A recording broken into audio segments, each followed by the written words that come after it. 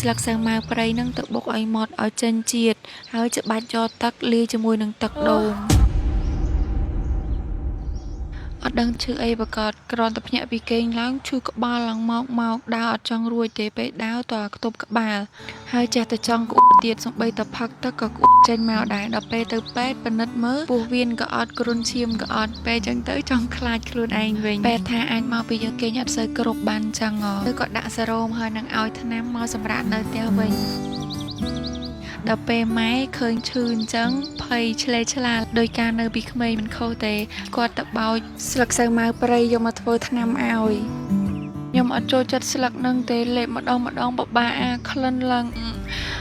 ផឹកម្ដងហើយលែងចង់ផឹកទៀតហ្មងសឹងថាឈប់ឈឺមួយជីវិតតែខុនតកែយ៉ាងណាក៏ម៉ែអត់ព្រមដែរមិនទឹកដែរ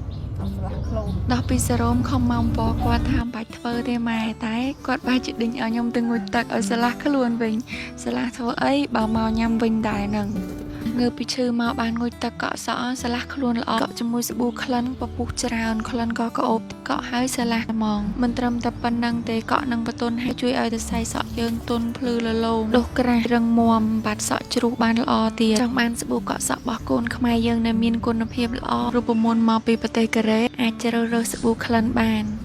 កាមវករបស់ខ្ញុំអត់មានប្រសិទ្ធភាពទេមកពីងូតទឹកវិញឃើញម៉ែធ្វើកដែល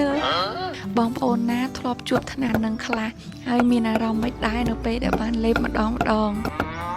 ម៉ែក៏យកស្លឹកសាវម៉ាវព្រៃនឹងទៅបុកឲ្យម៉ត់ឲ្យចេញជាតិហើយច្បាច់យកទឹកលាយជាមួយនឹងទឹកដូងតែអត់មានលាយស្ករបន្ថែមទេបើទឹកដូងផ្អែមគ្រាន់មានជាតិឆ្ងាញ់ខ្លះបើទឹកដូងអត់ផ្អែមវិញអូយអត់ដឹងថាបងប្អូនសម័យឥឡូវដែលបានហូបថ្នាំនឹងទៀតឬក៏អត់ទេចំនួនមុនវិញច្បាស់ពេលឈឺក្តៅខ្លួនម្ដងផឹកមួយថ្ងៃ2 3កែវក្លិនអត់សូវបានមែនតែប្រសិទ្ធភាពល្អយើងអត់ឈឺក៏ដោយញ៉ាំមួយថ្ងៃមួយកែវល្អដល់កាពះពោះវៀនហើយជួយបន្ថយក្តៅក្នុងឈាមធ្វើឲ្យយើងត្រជាក់ខ្លួនលឿនណាក្អកឬក៏ផ្ដាសាយក៏ត្រូវដែរ